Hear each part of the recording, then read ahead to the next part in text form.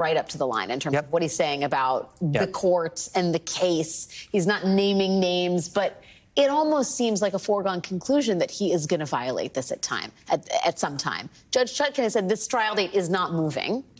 Right? That's maybe the biggest stick she has to wield against Trump, is like moving it up. Well, she has a bigger one. Jail time. Yeah, I think it's going to depend on, obviously he has to violate, and it's going to depend on how he violates.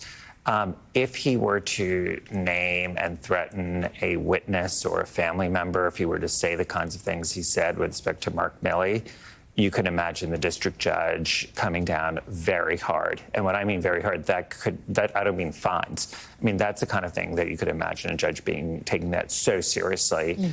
But if it's something like, I think yesterday or maybe today he used the term thug. Yes. Now, he was told not to... Biden and his thugs. Exactly. Now, he was told not to use that with respect to the prosecutors and the prosecution team. So, as you said, this goes right to the line. And you can imagine if he continues that, his being admonished or the lawyers being told, make sure your client cuts that out. Or you could imagine fines. But I think the violation, the nature of the violation, I think, is going to dictate what happens to him. So, if he does what he's been doing with respect to Mark Milley again, which so far he has not, and so I think he's going to be sort of playing with fire. Yeah, well, as is his wont. You pointed this out on the podcast this week. The Cheeseboro, Sydney